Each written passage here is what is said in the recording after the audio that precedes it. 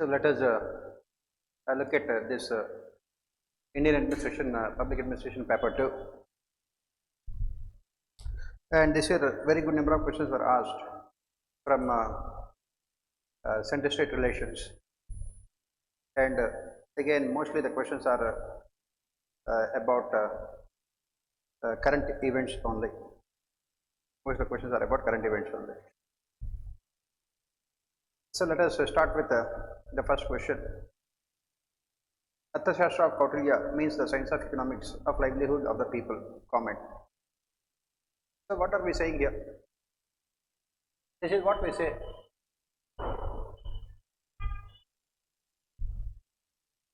Arthashastra means the science of wealth. The science of wealth. And this wealth is needed for livelihood of people. People, for them to lead a comfortable life, they need money, they need wealth. So the statement says that science of economics of livelihood of the people. So basically, every year one question will always be asked about Kautilya's Arthashastra. There will always be one question about Kautilya's Arthashastra. So sometimes the question will be about political pragmatism of Kautilya. Sometimes the question can be about Kautilya's emphasis on international relations. Sometimes the questions can be about Kautilya's focus on this ethics in public administration. And sometimes the focus will be on, like this year, about economics. At the end of the day, this Kautilya's Arthashastra is a treatise that Kautilya has written about how a king must perform his functions. Even though it is the name of the book is the science of wealth, it is mostly about politics, economics, governance, international relations, and administration as such. So, since the question here talks more about livelihood and wealth, we can focus on little bit more on the economic aspects of Kautilya's Arthashastra. What did Kautilya say? As part of good governance, Kautilya has said that the king should always have surplus budget. The first thing he said is that the king should always have surplus budget. Second, the king should always focus on progressive taxation. That means the king should make sure that more taxes are paid by the rich people and poor people are spared of the tax net. Third thing Kautilya has said as part of livelihood is that the salary and other expenses of the kingdom cannot be more than 25% of the overall revenues of the king. And fourth thing he said that rest of the money should be spent on capital expenditure. Rest of the money should be spent on capital expenditure. The fifth thing he said is that the king should take care of the welfare of poor people. He said that king must take care of the welfare of these women, children, old age people. Those who cannot earn money, and then beggars. He should take care of the wealth of poor people. This is another important. Next, continuing with this economics, is that Kautilya has also said that he has talked about different professions, farmers, then fishermen, then petty traders, then experts. He talked about different professions, and he said that the king should always make sure that the people belonging to different professions have the necessary facilities, necessary help that they can get from the state to continue with their profession, so that they can lead their livelihood.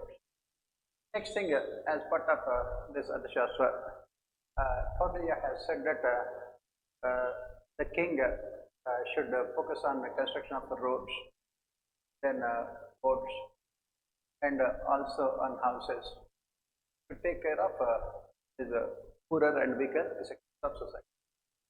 So after writing all these things, what you have to say is that It is about the livelihood of the people, but at the same time, it is also not about only the livelihood of the people. It is much more than that. It is much more than livelihood of the people. It is about the statecraft. It is about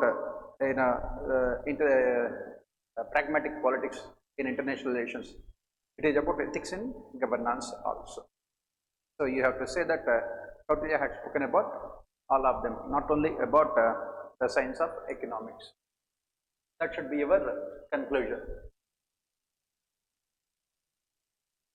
Next question. Trace the reasons for limited effectiveness of Niti Aayog. This we have seen so much in the classes also. First and foremost, Niti Aayog does not have any statutory backing. It is not an institution created by an act of parliament. It is an institution created by a presidential order. Second, it cannot formulate any plans. Third, it cannot allocate resources to various ministries and departments. Fourth, it does not have any control over implementation processes. Fifth, its recommendations are only advisory in nature. Its recommendations are only advisory in nature. You can take down all these things. Get me. You have to write down all these things, right? You are not here to listen to any Harkata, Ramayana and Mahabharata. This is a very serious thing. I am giving you the gist of everything, right? Its recommendations are only advisory in nature.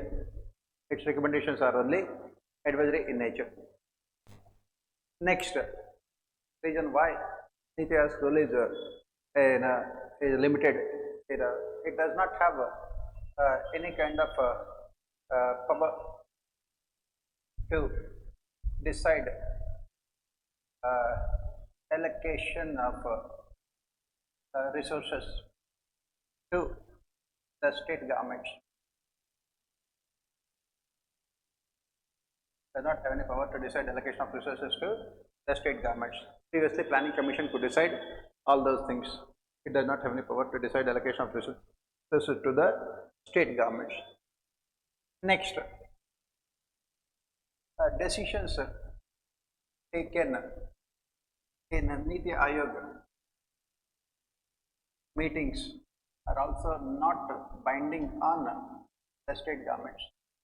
Even if the decisions are taken, they are only mostly advisory. They will only advise the state governments. They are not binding on the state governments. And this is the reason why Niti Aayog has a limited effectiveness. After writing all these things, in spite of the limitations, Niti Aayog is acting as a research organization, providing aid and advice to the union government and the state governments. It is promoting cooperative federalism. It is also promoting the competitive federalism, and it is also looking at the third tier in governance, with local self governments coming out with the local self governments coming out with this status of the states, like this. It is coming out with all these things. That's what you say. As part of conclusion, what you can write? For Niti Aayog to be effective, it should be given at least limited financial powers for it to be effective. It can be given limited financial powers, otherwise it still continues to be ineffective. It can be given limited financial powers. for it to be effective.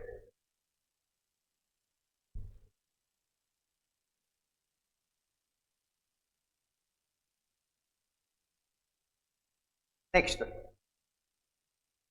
highlight the constitutional and judicial interventions to promote gender equality in India.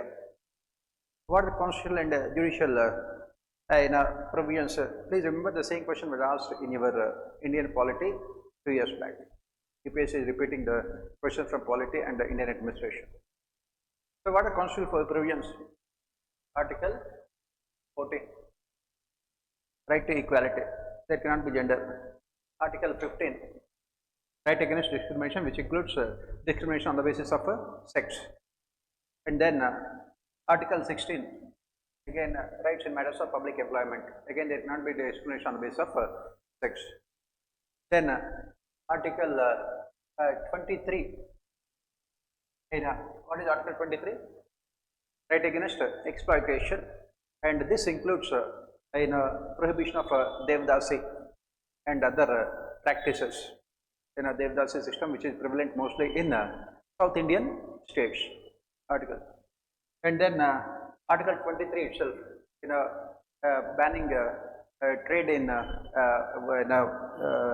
human beings, including women, children, and others. Right, Article 23, and Article 24, rights of children, which includes girl child also, And then what are the other things? Constitutional amendments. 86 Constitutional Amendment. 86 Constitutional Amendment talks about what? Right to education. Right to education, free and compulsory education for children between 6 and 14 years, which includes girl child also. Right? And what are the judicial interventions? What are the judicial interventions here? Basically, we start with the Shabano case, 1987, Shabano case. Then Vishakha versus State of Rajasthan. Vishakha versus State of Rajasthan. Then Saira Banu case related to rights of Muslim women. And then we have a triple talaq judgment by the Supreme Court, triple talaq judgment. Then this Supreme Court judgment in this Shabarimala case.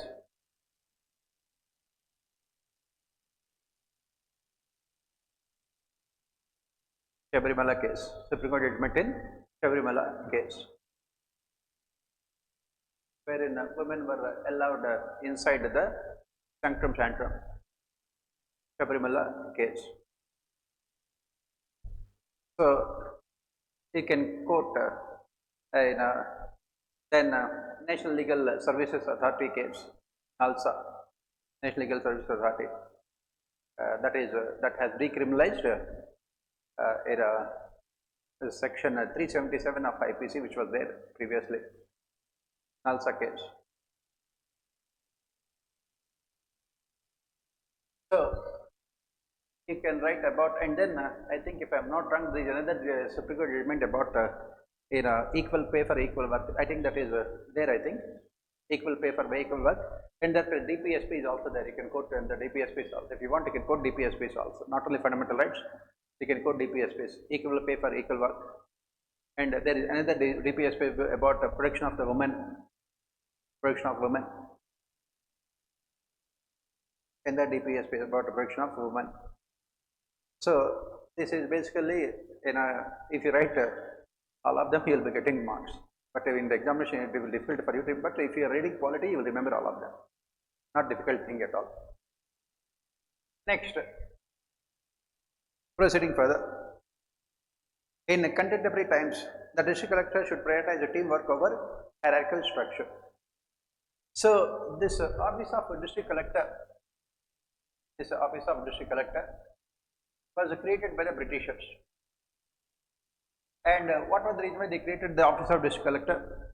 They created this office of district collector to, they had come out with this office of district collector to create a sense of fear, a sense of respect among the people of the country. In a district collector, the brown sahib, the district collector, the white district collector, created a sense of real sense of awe among the people. And there used to be huge amount of distance between the people and the collector. There is no question of ordinary people meeting the collector at all.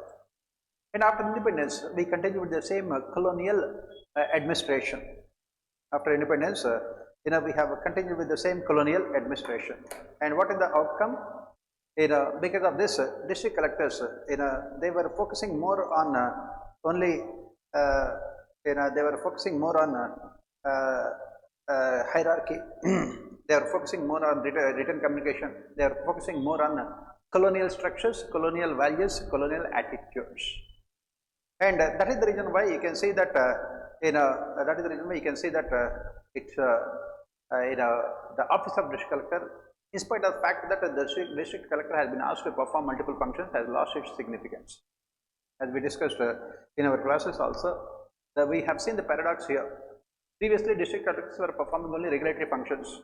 Now they are expected to perform developmental functions, welfare functions, disaster management functions, protocol functions, and everything else. Still, they have lost the significance. Why? Because of the fact that these district collectors, the fact that these district collectors, simply never really bothered to work with the people, never really bothered to have a proper coordination at the lowest level. As I said, if you take it on an average in our in a country, one district has around 1000 villages. They never really bother to visit those villages. They sit in their offices and they prefer hierarchy. What do you mean by that? The file has to come from the panchayat. It will go to the sub collector's office. From there, it will go to the joint collector. From there, it will go to the district collector. This is what we say hierarchy. And the district collector will never know what is happening at the lowest level. And he always prefers to get the reports from his subordinates, not meeting the people directly. That is the reason why it has been a failure, because of the continuation of colonial structures, colonial attitudes, and colonial behaviors. So what is the solution? That is the reason why the solution, as we say, is that at the local level, what we are witnessing is the emergence of multiple institutions. As part of 73rd, 74th amendments, we have panchayats, we have urban local bodies. A district has both rural and local urban bodies. We have panchayats, we have urban local bodies, we have NGOs and civil society organizations, we have community-based organizations, we have public-private partnerships, we have local media, and we have the people themselves. So what we are moving is that from vertical hierarchies, we are talking about horizontal hierarchies, where all of them are part of the governance now.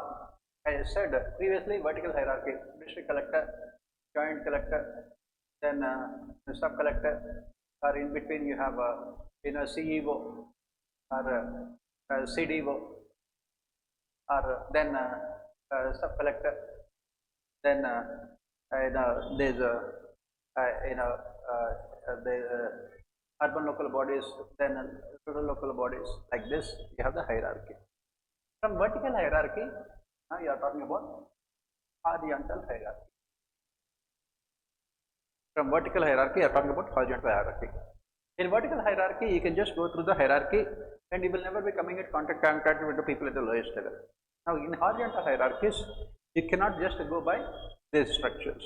What is required is what is called district collector touch with all of them simultaneously. In horizontal hierarchies, he should be in touch with all of them simultaneously. That is where we talk about the teamwork of district collector. This is what we studied also. We are living in the age of multi-actor. We are living in the age of multi-actor paradigm. So what the district collector must be looking at is networking governance, network governance. And we are talking about this governance of forms like citizen charters, what we call citizen-centric administration. We are talking about the right to information. We are talking about social audit, we are talking about e-governance. All of them are part of this teamwork. All of them are part of this team. That is what we say here, from vertical to horizontal.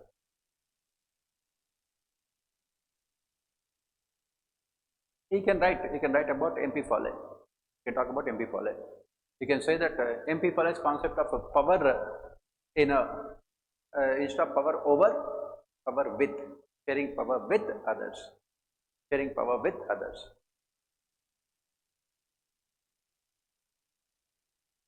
Yeah, you can link it to Mary Parker Foley, definitely.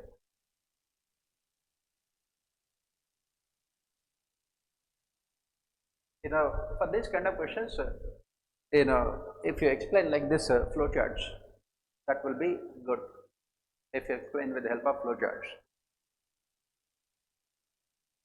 Examine the significance of field organizations, enhancing policy implementation projects like Swachh Bharat Abhiyan and MGNREGA. This is what I said all the time. You must be thorough with these flagship schemes of the government in our Indian administration, because the questions nowadays repeatedly asked about these flagship schemes. What are the field organizations? MG, NREGA and SBA. These are the flagship schemes of the government, and the success of these schemes depend only on participation of stakeholders.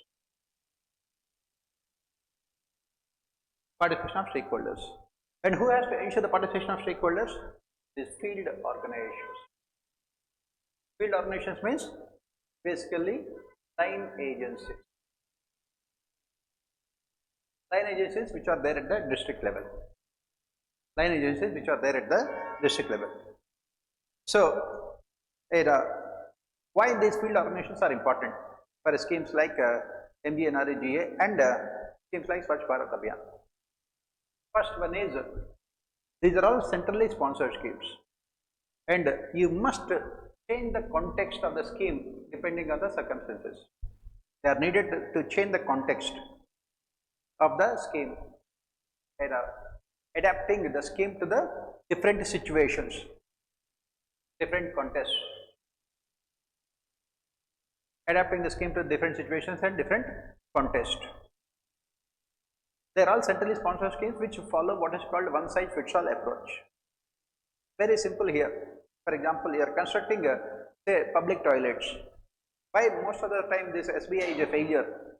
SBI is a failure because in villages still we have this kind of caste discrimination and untouchability.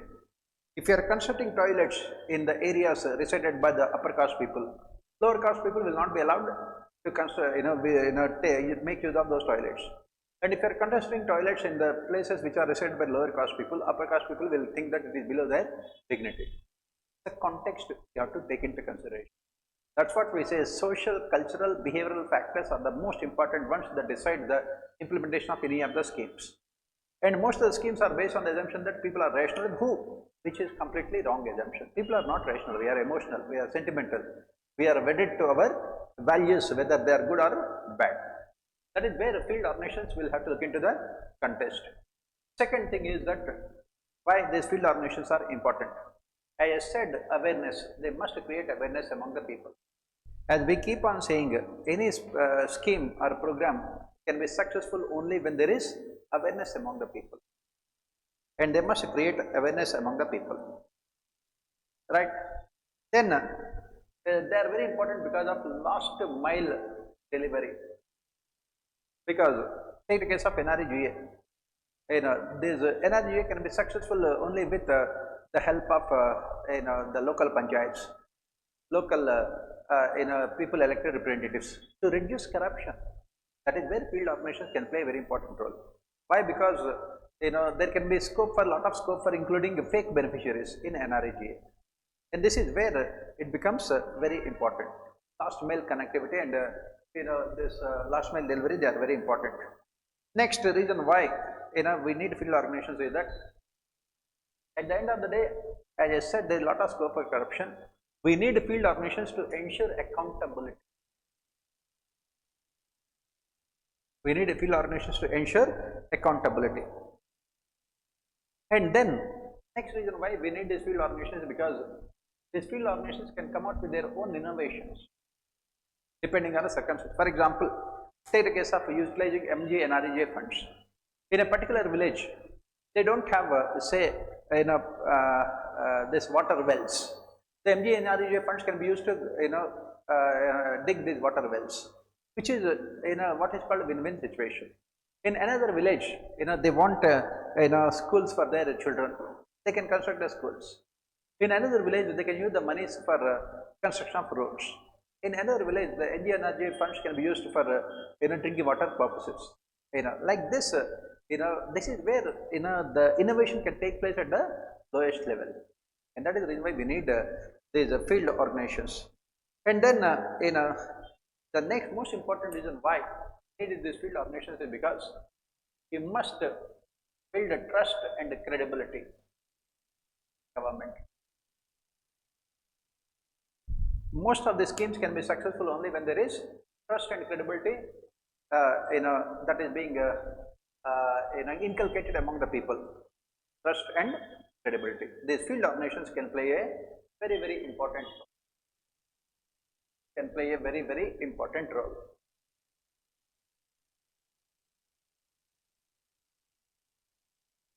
Next, the colonial legacy is responsible for many administrative problems in the independent India, as well as company agents, traders evolved into magistrates, governors, and civil servants.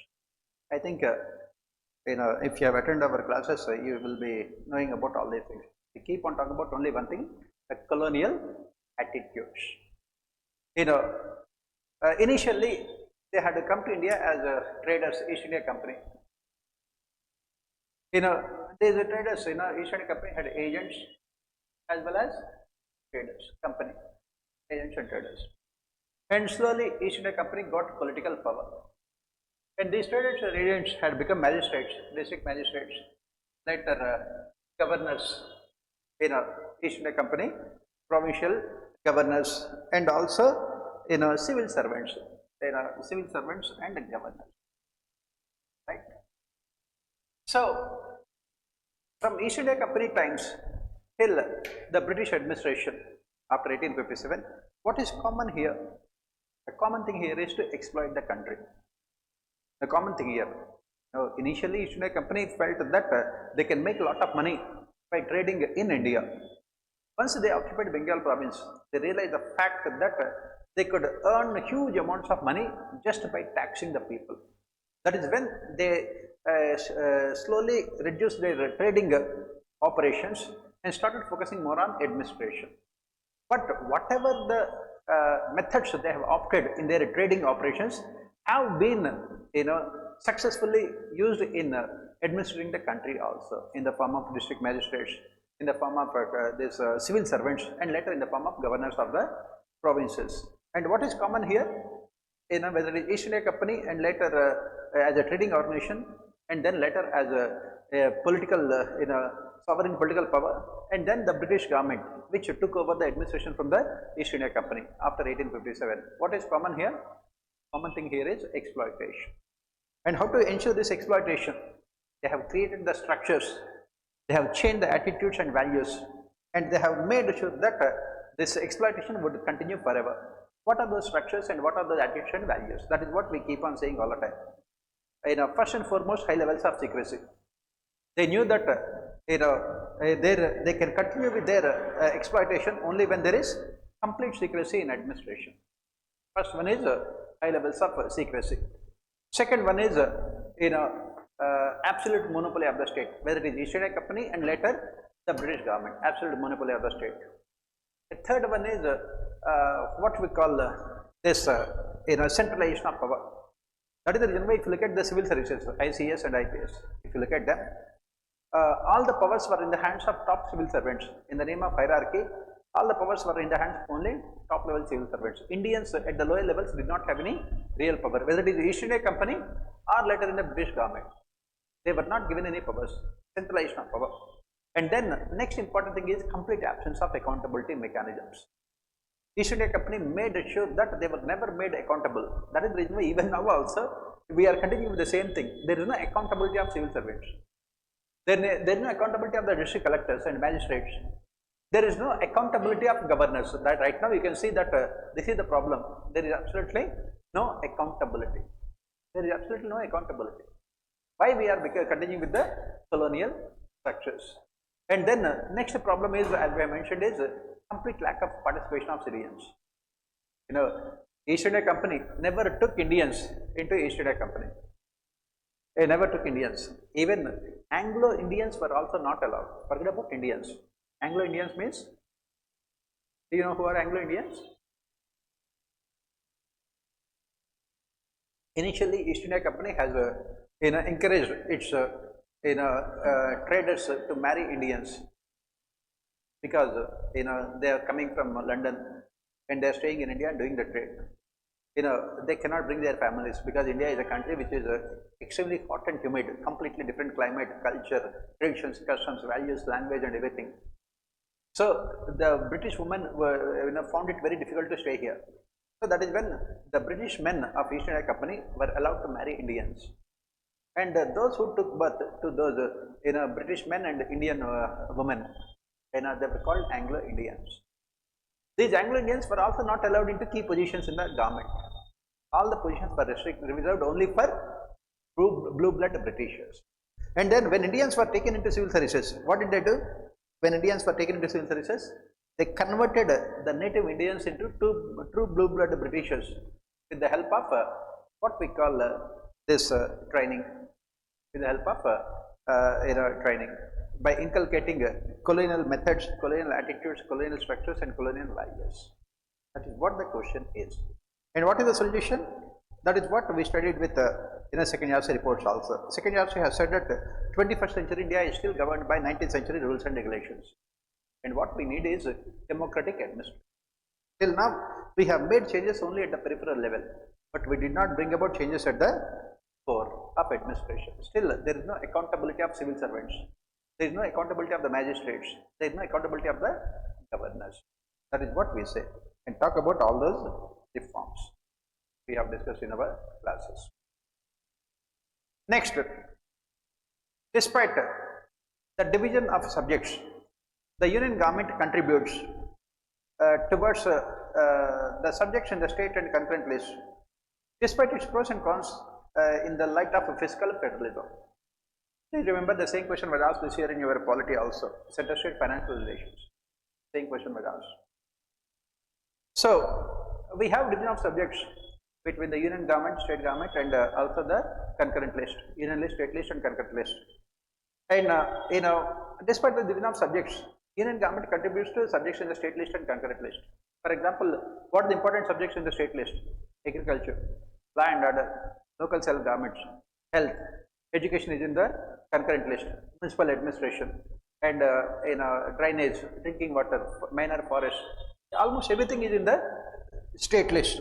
That is the reason why one of the former chief ministers has said that center is a myth. Why? Because for people at the ground level, they don't know about central government, because central government exclusively performs only few functions: communications, transportation, defense, international relations, and national security. And ordinary people at the ground level do not come into contact with the central government. Maintenance of roads, drinking water, drainage, electricity, distribution, then education, health, law and order, everything is in the state list only. But we have central ministries for all those subjects in the state list. We have agriculture ministry, you have finance, you have education ministry, you have a forest ministry, you have environment ministry, you have a rural development ministry, you have urban development ministry, because both 70th and 74th amendments are part of the state list only. Now the question is that discuss its pros and cons in the light of fiscal federalism. When union government is contributing to state and concurrent list, what is the impact of it in the light of central state financial relations? So the problem here is that since central government says that it is contributing so much to the states, maximum amount of revenues in the fiscal devolution is in favor of the central government. If you look at even the 15th Finance Commission also has said that central government, all the states combined together will have only 41%, and the central government has 59%. So center state financial relations are highly skewed in favor of the central government. Next, central government is imposing in order to avoid sharing of revenues with the states, central government is imposing cess and surcharge. It is imposing cess and surcharge, which takes away the revenues of the states. Third problem is centrally sponsored schemes. This is the biggest problem. The centrally sponsored schemes, they are named after the Prime Minister, and they are named after the people, central government, and who is expected to who is expected to implement them? They are expected to be implemented by the states, and if they are successful, the credit will go to the central government. If they are a failure, the state governments will have to bear the responsibility. That is what the state governments are saying, that it is like what we call heads I win and tails you lose. Today you can see our Prime Minister's birthday. In almost every newspaper, at least 10-12 pages are only devoted for Prime Minister. Right? Every scheme is named after Prime Minister. And that is what state governments are saying. And then, GST, take the case of GST.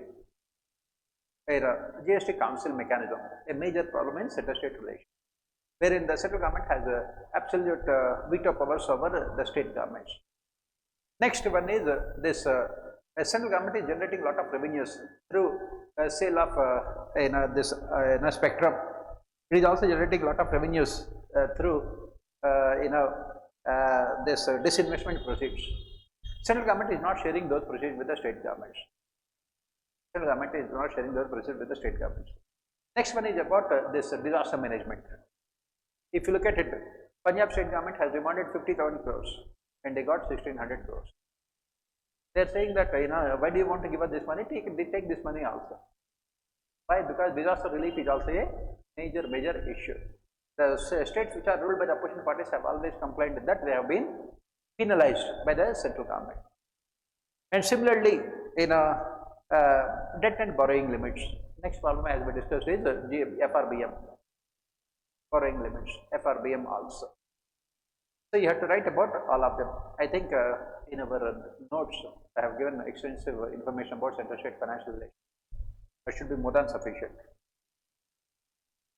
Again, as you can see here, most of the questions are only about center-state relations. The next question is also similar. The next question is also similar, or the next question is also similar. You can write the same answer. You say that please refer to my answer to the above question and give me marks also.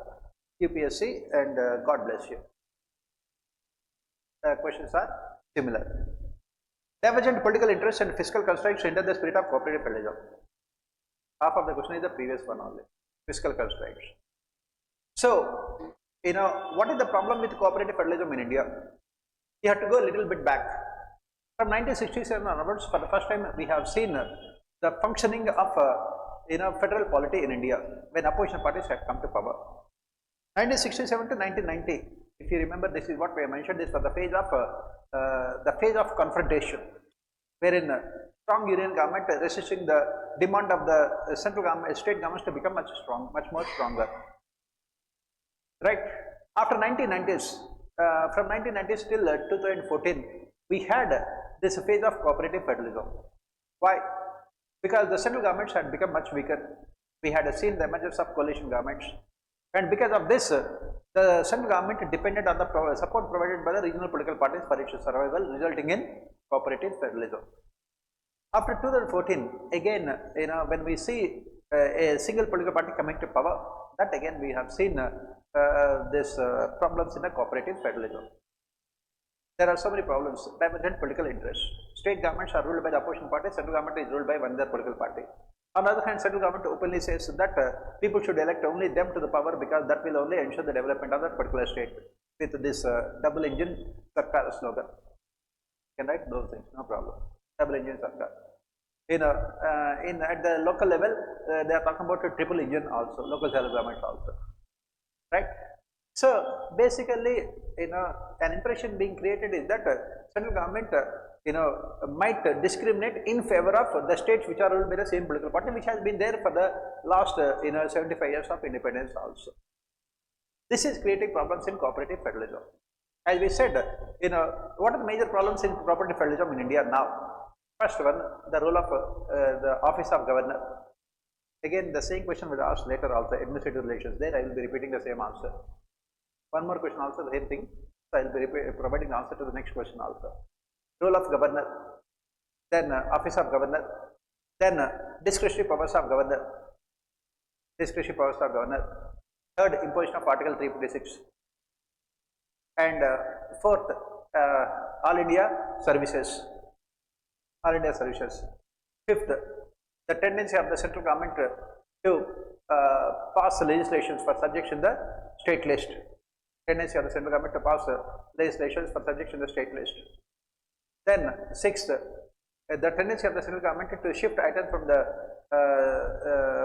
state list to concurrent list and union list. Tendency of the central government to shift items. Next most important thing is in the recent past, some radical decisions taken by the central government on its own which have impacted the state governments. For example, what are the decisions?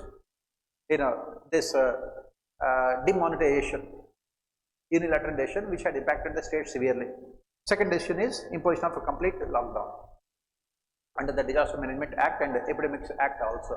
Even though they are connected with the states, central government never really bothered to consult the state governments. These are all the issues in center-state administrative relations. These are all the issues. Financial relations, we already have spoken about it.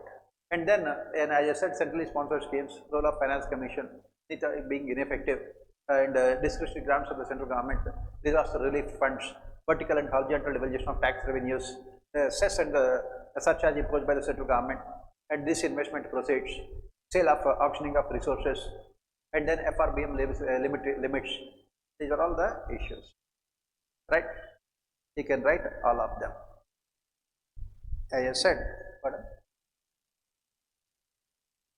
See, this is only for 10 marks, 150 words.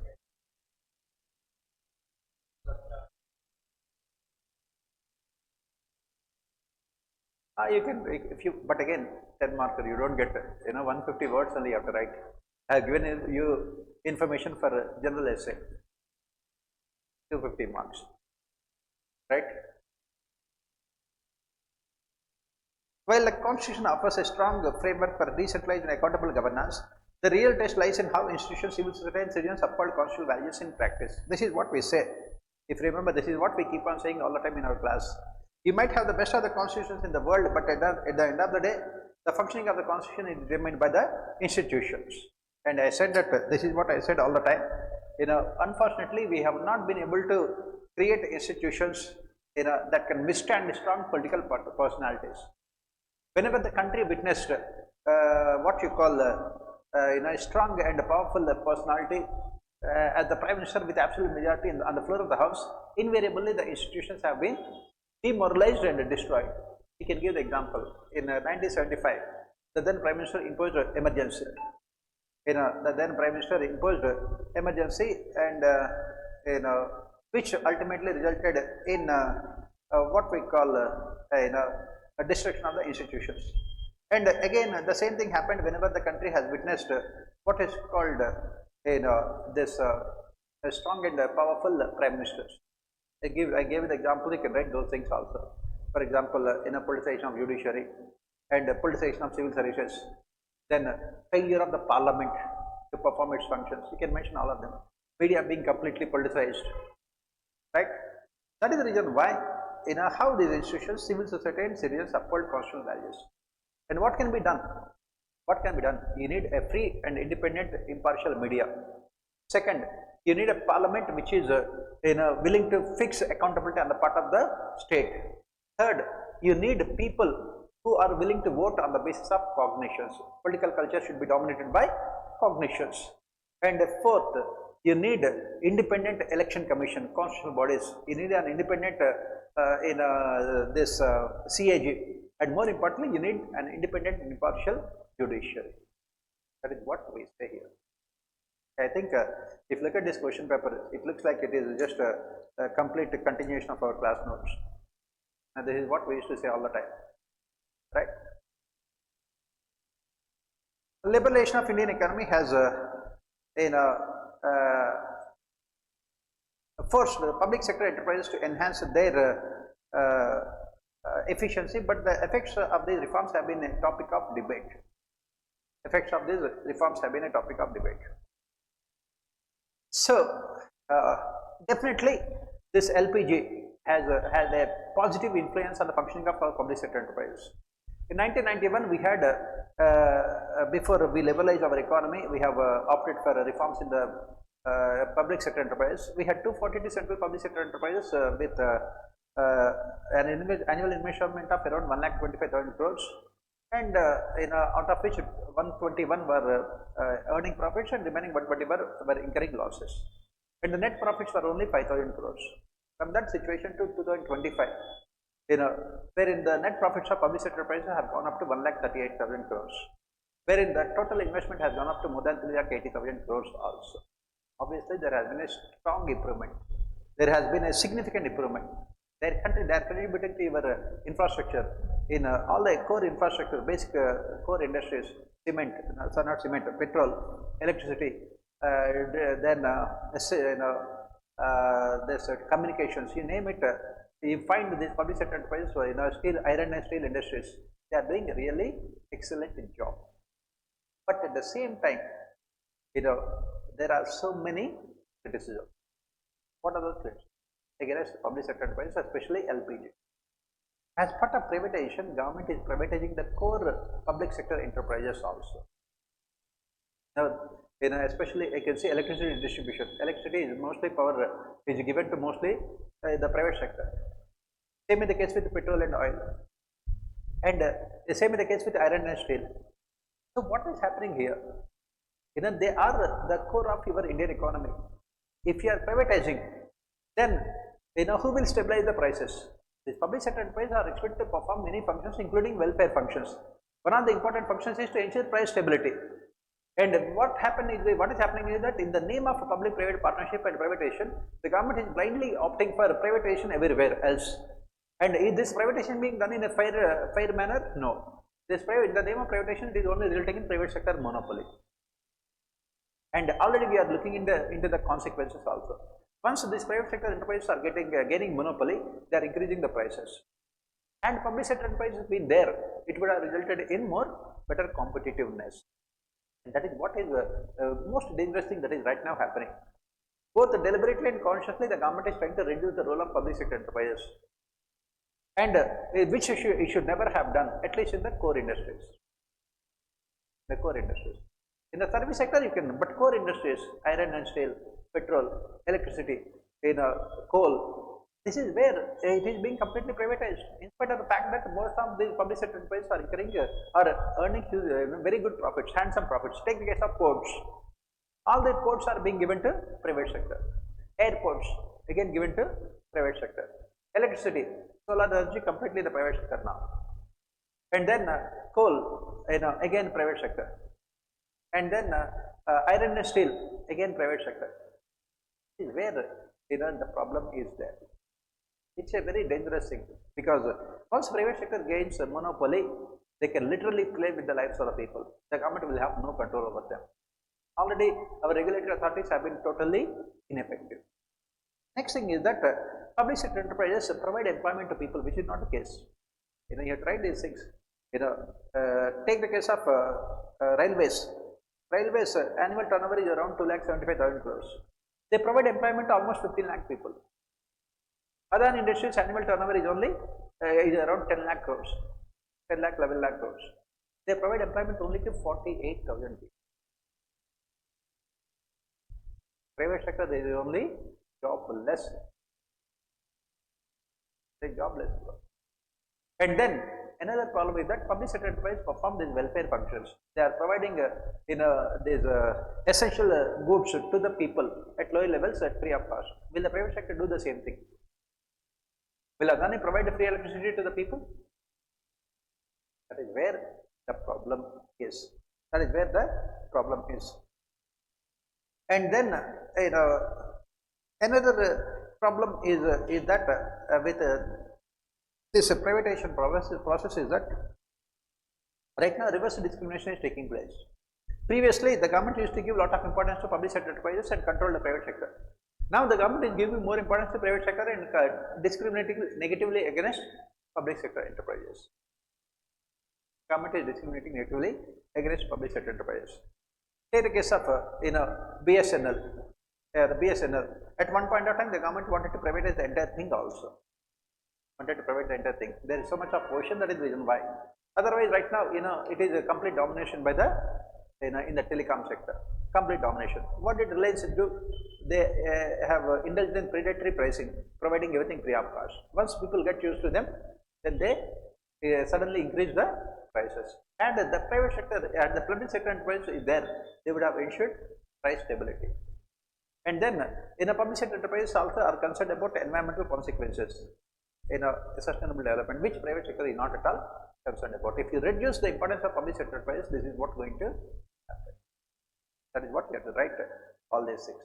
And then another problem is that we have not implemented fully the reforms in public sector enterprise.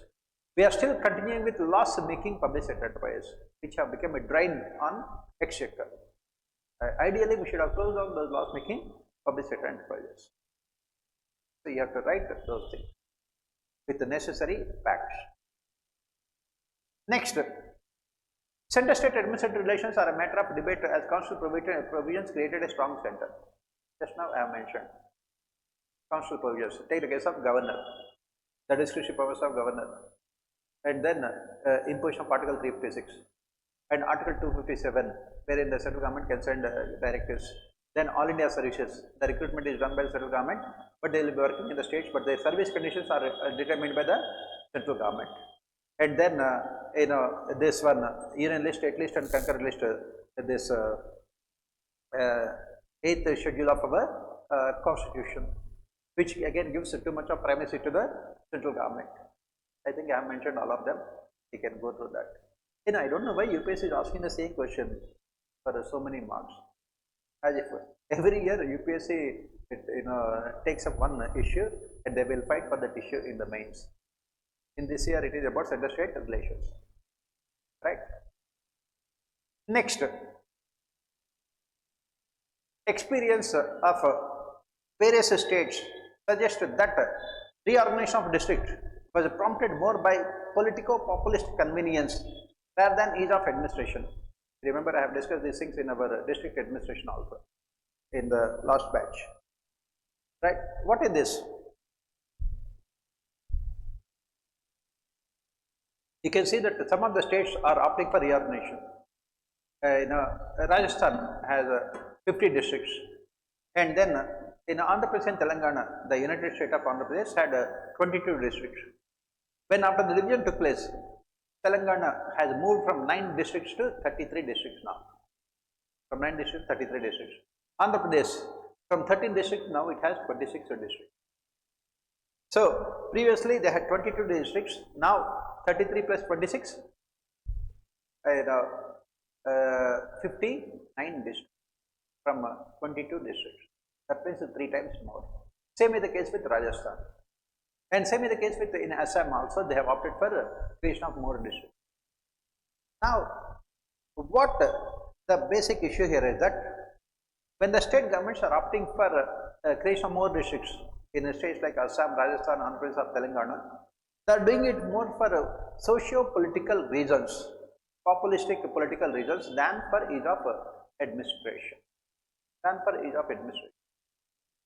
These districts are created only for political reasons. People of that particular area demanded that they should have separate districts. Is it necessary? They don't look at it. It is not done on the basis of administrative convenience and financial viability. It is mostly done on the basis of political factors, populistic factors. Political parties are making promises to the people at the time of elections. They are saying that once we come to power, we will create more districts, and they are creating them. Beyond that, nothing else. There is no other reason why these districts are created. And what is the problem here? In states like Telangana, when the new districts are created, they are created in such a hurried manner that the collectors do not have any place to live in also. They don't have any collector's office. They don't have any collector's house. They don't have any SP office. They don't have any SP house. And the collectors and SPs used to stay in rented houses. They used to work from rented buildings, small houses. So what is happening is that when you are creating more districts, it increases administrative expenditure. and you have to have more officers. For example, IAS officers and IPS officers, because some sub collector onwards you need most IAS officers, and same is the case with IPS officers from DSP or ASP onwards. But the problem is that the central government does not sanction more IAS officers or IPS officers for these states, because every year UPSC recruits 180 IAS officers and 180 IPS officers, and the quota of each and every state is fixed. The quota of each and every state is fixed. So suddenly, as I said, Andhra Pradesh, which had 22 districts, now has 59 districts. That means Andhra Pradesh requires at least the unit state of Andhra Pradesh and Telangana require now at least 3 times more than the IAS and IPS officers. But do they get it? No, because every year UPSC recruits only 180 IPS. In 2014, when Andhra Pradesh had only 22 districts, they had the same number of IAS officers allocated to them. 2025, when it had become 2 states, still with 59 districts, still they will have only same number of IAS and IPS officers, because UPSC recruitment does not go up. Every year UPSC recruits only 180, that is a standard practice, 180 IAS officers and 180 IPS officers. Then for the rest of the districts, who will be appointed as collectors and SPs and sub collectors and joint collectors and DCPs, these DSPs. That is when the state governments are looking for state officers, state PCS officers. And what is the problem with state PCS officers? They can be easily manipulated, they can be very corrupt, they can be politicized. It is impacting the district administration. What you have to factor? It is making the district administration inefficient. It makes the district administration inefficient, right? The government, the central government has said that they will not recruit more number of 180, more than 180 IAS officers and 180 IPS officers. Why? For the simple reason that first in Labasna there is no space. Training is given to police officers. This Lal Bahadur Shastri, like National Academy of Administration, there is no space to accommodate more people. Second, more importantly, there are no promotional opportunities, because in IAS and IPS we have only what is called promotions on the basis of seniority, not on the basis of merit. So every officer has to be given promotions. And what is the pyramid? The hierarchy, pyramid should be wider at base, and it should be leaner and as we move towards. But right now everyone has to be given promotions, because we have promotion based on seniority. So the government says that we don't have any positions in the secretarial organization for them to be given promotions, so we will not recruit them. We will not recruit them. So when the state governments are creating the districts, this is where it is becoming problematic. And because of this, what is happening? There is a politicization of administration at the local level because of the state PCS officers. And there is a lot of corruption also without improving the efficiency of administration. And that is when you say that yes, whenever the districts are created, it must be done on the basis of functional imperatives, financial viability, administrative efficiency, and citizen-centric governance. What we have to write. Next, lack of clear demarcation between the roles of state secretariat and the directorate has serious implications for policy making and policy implementation. So this is the problem. In fact, there is so much of demand that this state directorates must be now it has come for the time has come to discard these state directorates. So what is this state secretariat and state directorates? This state secretariat is the one which is responsible for policy formulation as part of division of staff and line. Directorates are responsible for implementation. Now what is happening is that these directorates will be there in the state capital: Directorate of Education, Directorate of Health, Directorate of Agriculture. They are all responsible for policy implementation. And at the district level, you have departments are there, agriculture department. So what is the issue here?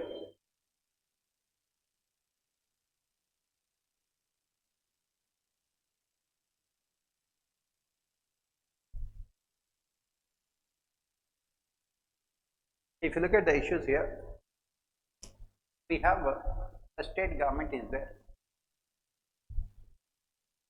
Broadly, the functions are divided into secretariat and directorates. And both of them will converge at the district level, district administration. At the district level, we have departments.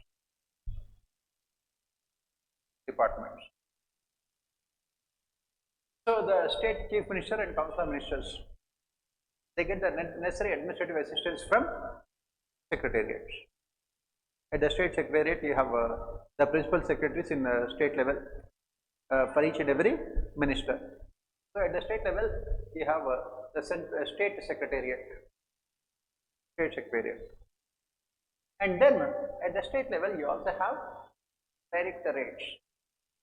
These directorates are given the responsibility of implementing the policies formulated by the state secretariat, the directorates, and then both of them will converge at the district level.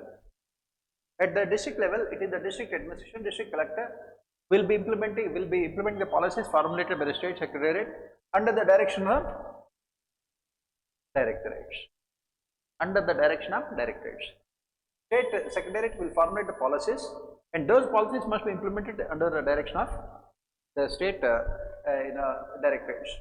And we have the departments: Department of Agriculture, Department of Education, Department of Health, Department of Irrigation, Department of Industry, Forest Department. These all the departments will be there at the district level, and all the departments will be working under district collector. All of them will be working under district collector, and they will also be working under directorate. So what is happening here? These departments, will have will be working under UL command. What we call it as functional foremanship. What Frederick Taylor has said. A single person is supervised by multiple people. So the departments will be getting orders from the directorates. They will be getting orders from the district collectors. They will be getting orders from the state secretariat. They will be getting orders from the ministers. All of them. Now, why this directorate has come into existence at the state level? Why? Because when there were no transportation and communication facilities, when there were the states were very big, that is when the directorates were given the responsibility of overseeing the implementation processes. Now, with rapid development in information technology, rapid development in the transportation facilities, what is happening is that these directorates had become redundant. Why? Because the state secretariat can monitor. Apart from that, we have seen another important institution, CMO, Chief Minister's Office. The officials working in the CMO also will be monitoring them. That is, as I said, functional foremanship. Now, and in this process, what is happening is that these directorates have become like the sixth finger. That is what you write also. Sixth finger on the hand. What is the use of the sixth finger? That is what directorates have become. They are, since they don't know what is their domain, they don't know what is their domain, they keep on, entering into everything else. In the process, what is happening? There is a dual command, duplication of work, too many hierarchical levels, red tapeism, and a lot of scope for corruption also. That is the reason why it is suggested that it is high time that at the state level the directorates are removed. At the state level, the directorates are removed, and those functions of directorates can also be performed by the secretariat. That is what it is suggested.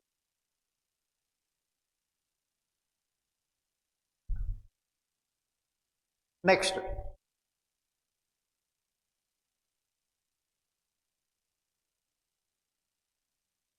because right now in any state what you can see is the emergence of a strong and powerful CMO, Chief Minister's Office.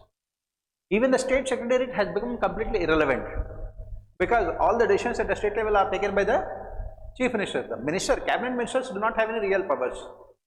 Every single file has to be approved by the officials working in the CMO. Then with so many institutions, it's only duplication of work. Next, decentralized planning in India signifies a shift towards context-sensitive development, but inadequate resources and local politics complicate the relation of social justice goals. This is about this DPCs, District Planning Committees, 73rd and 74th Amendment. If you remember, I have given so much of information in our notes also about these things. Why it is a failure? Why it is a failure? This decentralized planning in India. Why it is a failure? As I say, remember, this is what we said. Centrally sponsored schemes, lack of finances, failure of state governments to conduct elections to local bodies, then colonial attitudes of our bureaucracy. Next, in a failure to transfer functions, finances and functionaries to local bodies, failure to transfer, and top-down approach to implementation. Next, politicization of development process.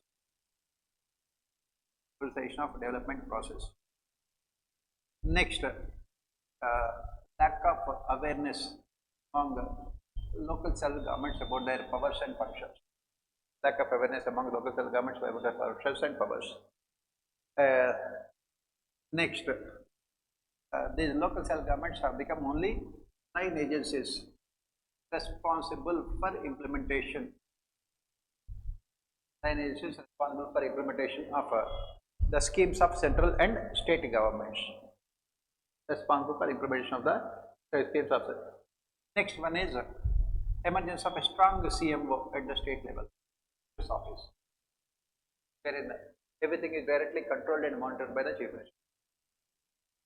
Ultimately, it has been a failure. I have given the statistics also in the notes. Lack of finances, failure of state governments to conduct elections, colonial attitudes of bureaucracy, functions, finances and functionaries, top-down approach to implementation, politicization of development process. Then local self-governments have become only line agencies, and a lack of awareness among local self-governments, because most of the local self-governments are headed by mostly illiterate poor people, especially at the panchayat level, and emergence of strong CMO also.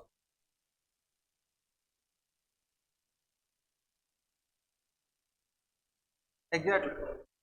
Right now, as we have said, they don't have the ability to perform the functions also. Functionality. They don't have the ability to perform the functions. Next, low cyber awareness among officials is causing cyber security issues in the administration. So what is the problem here is that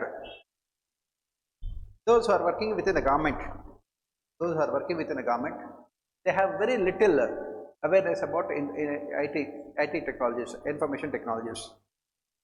First and foremost, what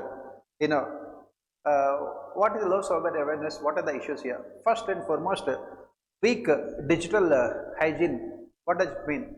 These officials, their passwords are so weak that anybody can hack those passwords. First one is weak digital hygiene. The passwords and other keywords can be easily hacked. And they literally ignore the updates also. They routinely ignore the updates because lack of cyber awareness. Second problem is that as you can see here, most of the officials are falling prey to this phishing, fake emails, fake you keep on getting these messages. You click on that, then everything will be over, right? Honey trap and all these things. Next problem with officials is that poor handling of data. poor handling of data, poor handling of data. For example, uh, classified information is not kept secret. Classified information is not kept secret by the officials. Classified information is not kept secret. And then the biggest problem within a government is outsourcing. Outsourcing. The government is outsourcing most of its e-governance to private sector. Right now, take the case of IT returns. It has been outsourced previously TCS. Now it is Infosys. That means they have all the IT returns of the people. Outsourcing. Critical data. Outsourcing is a major problem within the government. Next, failure to comply with the guidelines issued by CRN. CRN. What is CRN? Center for Emergency Response Network. CRT. CRT. Yes, CRT in exactly. CRT. Center for Emergency Response Team, India. Right. So, what is the problem and what is the happening because of this? It is resulting in data breaches. It is resulting in data breaches. It is leading to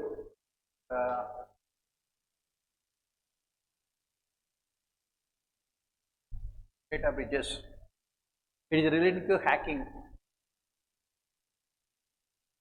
It is resulting in hacking. It is resulting in disruption of services. Disruption of services. In AIMS, a network was hacked. For almost more than 1 month, AIMS had to do only manual thing also. So that is what it is. What is required is creating awareness, capacity building. You have to strengthen the institutions. And now we also have to talk about AI based monitoring also, artificial intelligence based monitoring, all these things.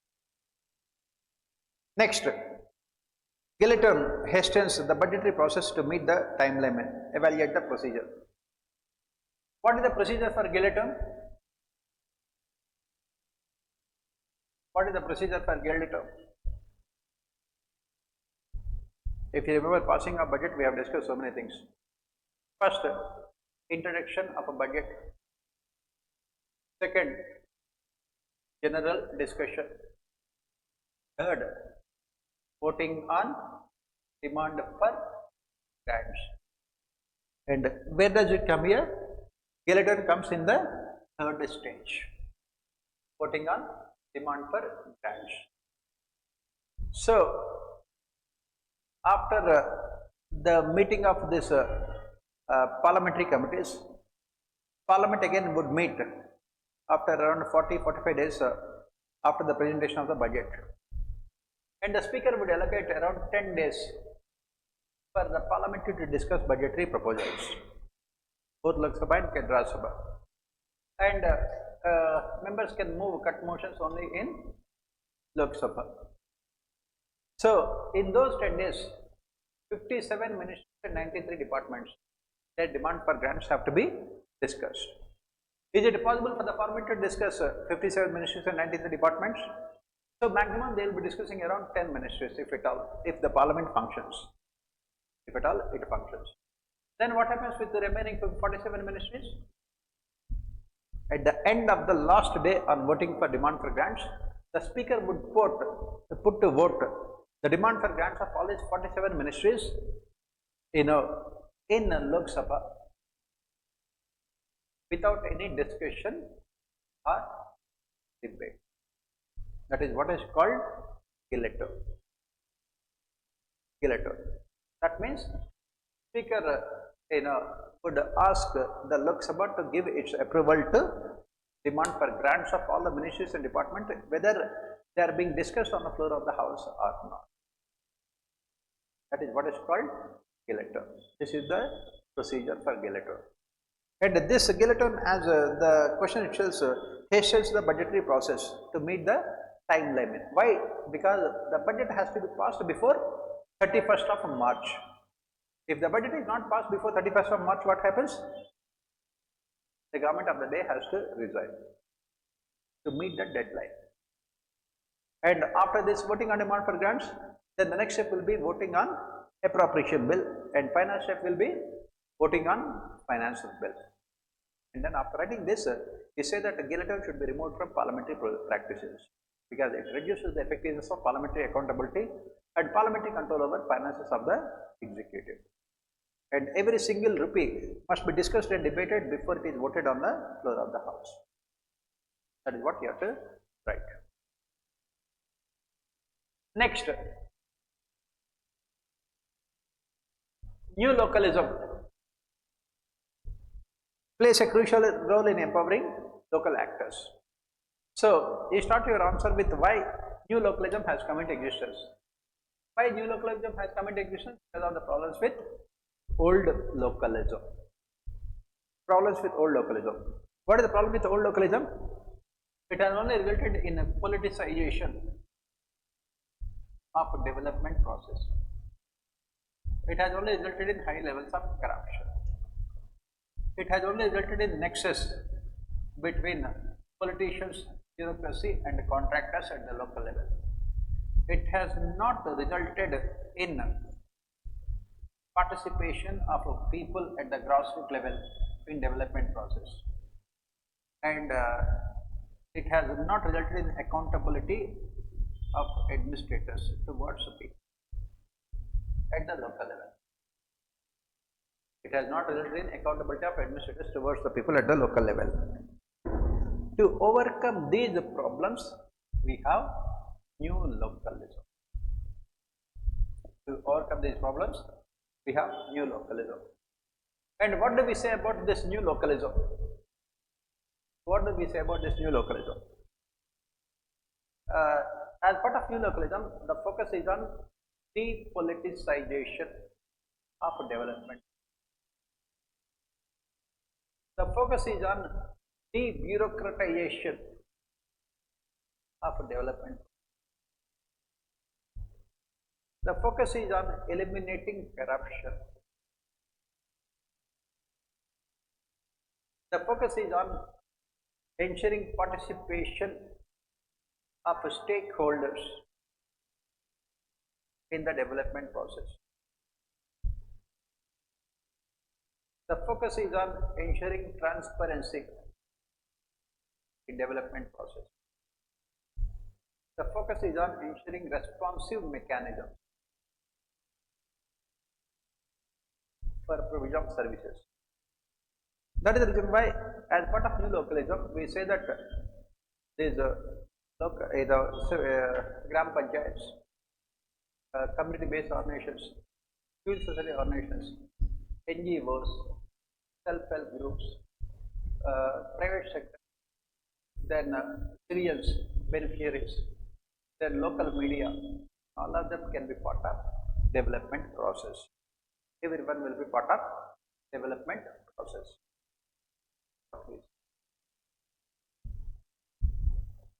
Next, Gram Sabha aims to enlist community participation. Again, this is a question that we keep on talking about in our classes all the time.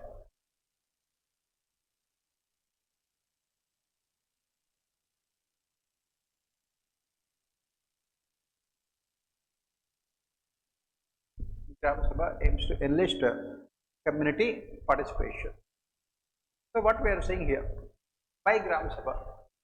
Why? Because centralized top-down approach to development has been a failure. Centralized top-down approach to development has been a failure, and that is when it is believed that we need decentralized bottom-up development process. And you can also add the statement of Mahatma Gandhi. What did Mahatma Gandhi say? What did Mahatma Gandhi say? Mahatma Gandhi has said that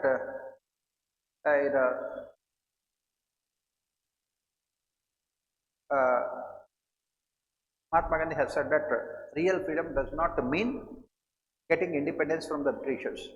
What is real freedom? Real freedom means transforming our villages into self-sufficient and independent republics. This statement you find in our notes also, all these things. So, and that is what Gram Sabha is expected to do. So, what does Gram Sabha consist of? It consists of all the elders of the village who are above 18 years old, whose names are there. And it is the best example of what is called direct democracy. They come together and take decisions together. Gram Sabha is like the assembly at the village level, and Gram Panchayat is like the executive. Decisions taken by the Gram Sabha must be implemented by the Gram Panchayat. And with this, what happens?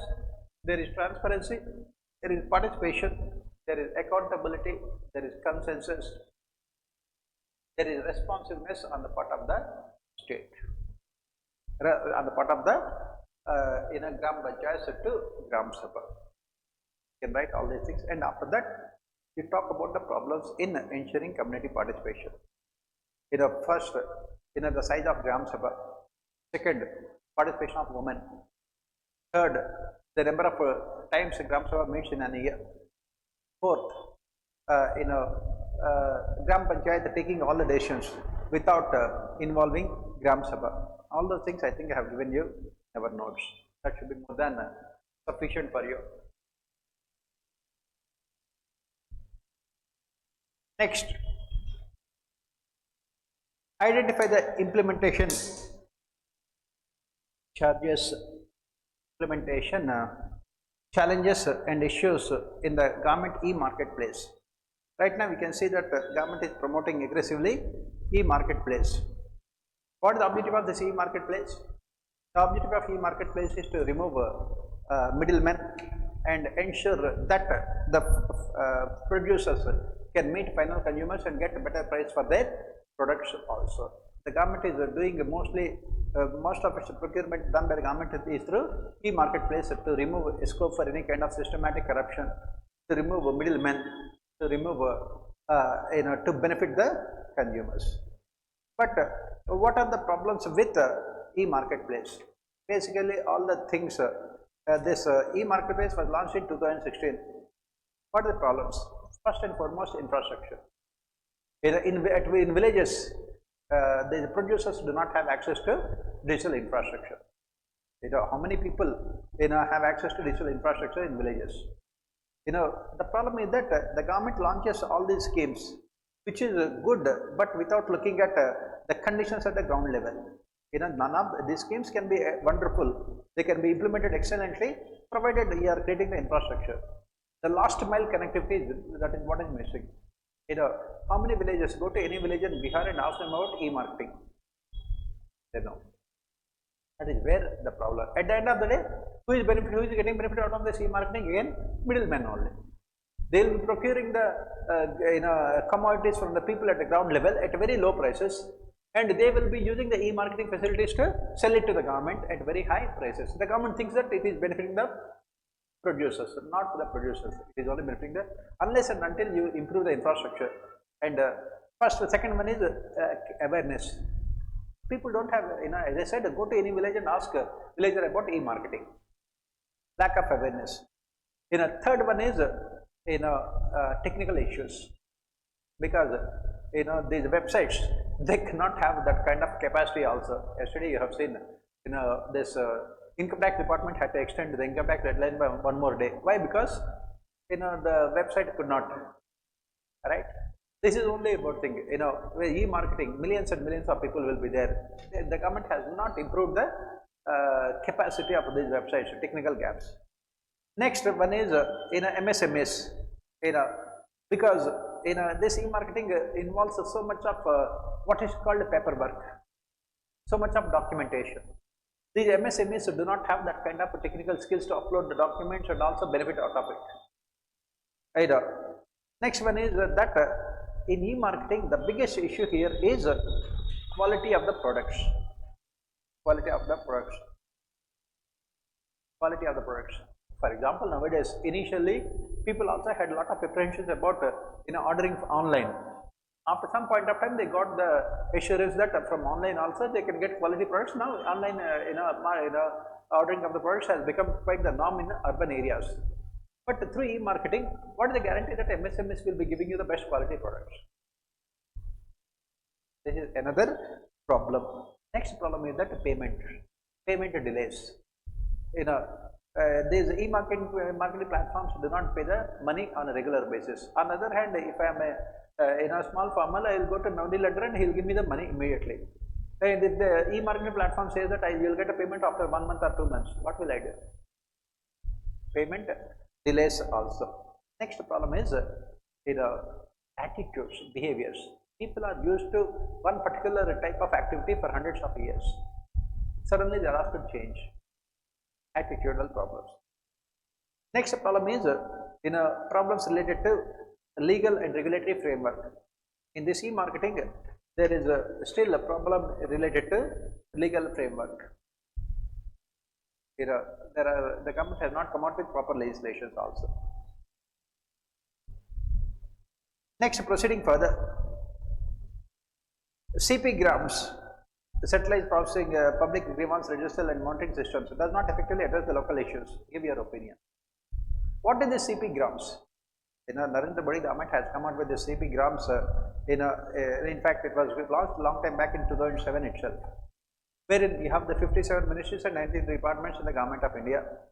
And then at the state level, there are so many state government ministries and departments. So you can go to this website and launch your complaint. Immediately your complaint will be forwarded to the particular department and they are expected to come out with the solution within a stipulated period of time. That is the objective of citizen-centric governance, to address the grievances of the citizens. How many of you have launched any complaints on CP grams? Did you get the necessary response? That is what it is. I have also done so many times, but you don't get. These are all very practical issues UPSE is asking. For example, there is a problem with your drinking water connection, water pipe. You have lodged a complaint. You have lodged a complaint, and what happens? This drinking water is part of municipal government. It is part of municipal governance. And in the CP grams, you have only state government and central government. So the state government has to forward this complaint to the local governments. And what is the guarantee that local governments will do the work? Immediately what you will get is that after 2-3 days, you will automatically get a reply that your problem has been resolved. Thank you very much for contacting us. And the problem will be there all the time only. I like these kind of questions. At least UPSC now is making the question paper a little bit more practical, pragmatic. What are the problems with CP grams? First one is centralized operations. Centralized operations. Centralized operations. Second one is jurisdictional overlaps. Jurisdictional overlaps. Jurisdictional overlaps. Third problem is, as I said, jurisdictional overlaps means, does it fall under the state governments or local self governments? Does it fall under the central government? They will be fighting among themselves only. Taking credit, everyone will come forward. Taking blame, nobody will come. Yesterday that is what we have discussed in paper 1 also. Leadership is not about taking credit, leadership is about accepting the responsibility. Nobody will accept the responsibility, but everyone will take the credit. Right? Third one is coordination deficit. There is no proper coordination between, there is neither vertical coordination nor horizontal coordination. Fourth one is capacity constraints. Capacity constraints. What do you mean by capacity constraints? The local self governments do not have the administrative capacity to solve all these problems. As I said, in our street, we made a complaint on CP gram saying that please change the water pipes. Complaint has been received, but the local official came and they said that we don't have the money to change the water pipes. Do whatever you want. financial constraints and capacity constraints. Second one, next one is accountability gaps. Accountability gaps. As I said, immediately you'll get a WhatsApp message immediately saying that your complaint has been forwarded. After that, you don't know what happens. Your complaint has been forwarded to that department. That department will be forwarding your complaint to another department. They will be forwarding, and finally it will come back to this only, like this. Next, awareness. As I said, there is lack of awareness among the citizens about CP grams. Lack of awareness. And what is happening because of this? There is a trust deficit between the citizens and the government. Trust deficit between the citizens and the government.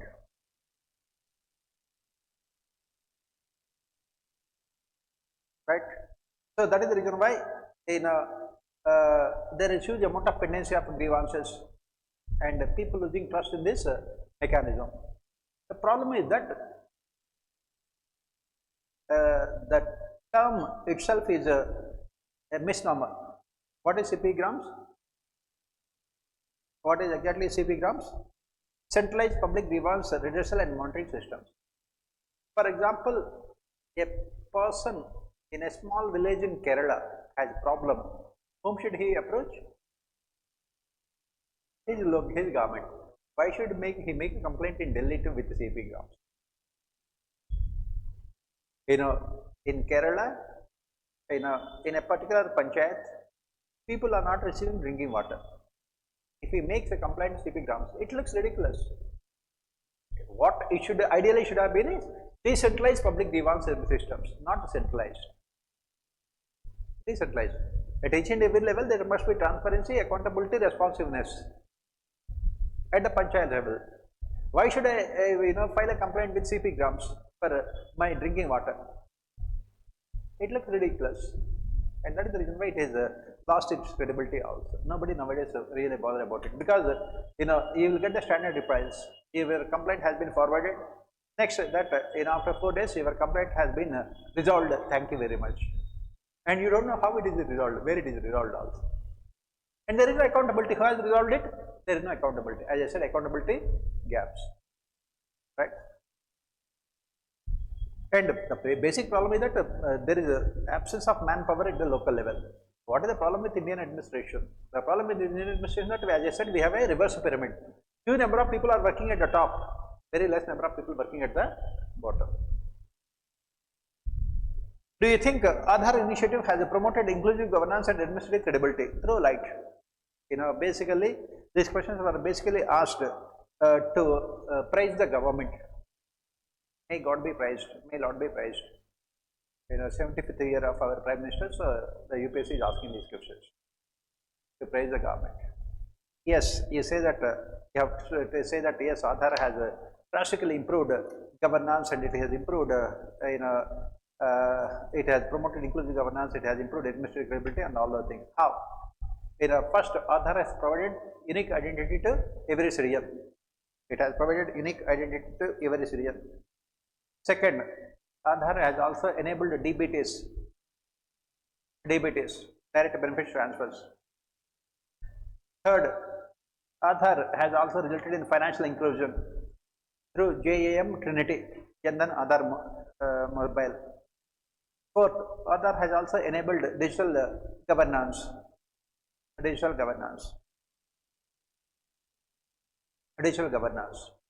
And you can give so many examples.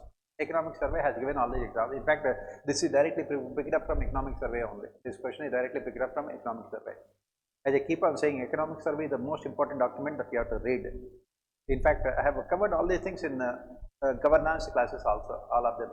I have given all these examples also. For example, economic survey has said that in the last 11 years, 45 lakh crores of rupees of money has been transferred into the millions of accounts of beneficiaries without any corruption.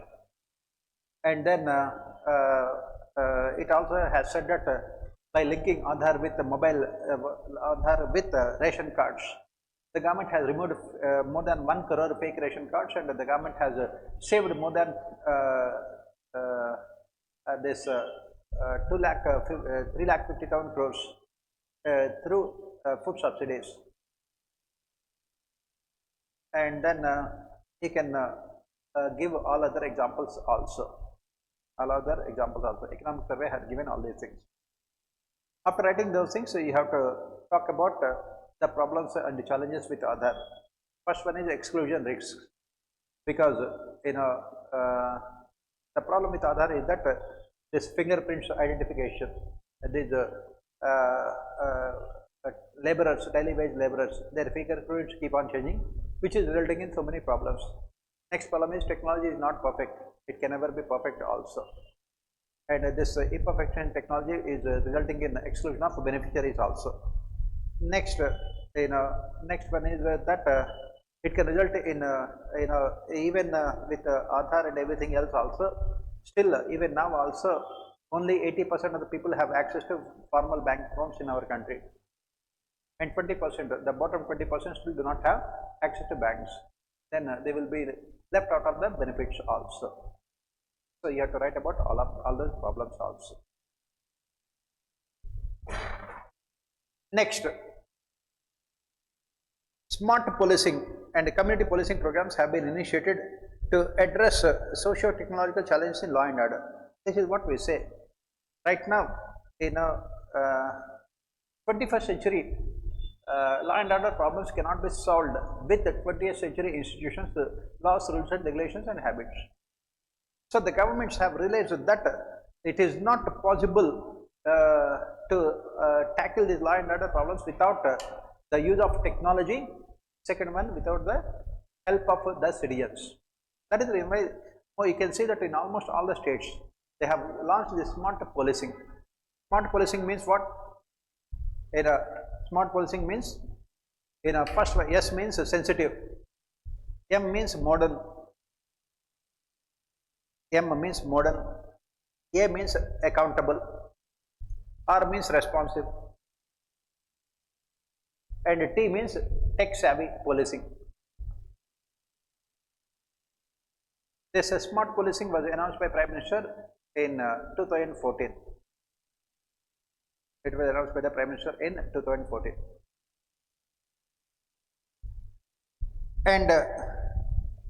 And more importantly, the government also has focused on community policing. As we study in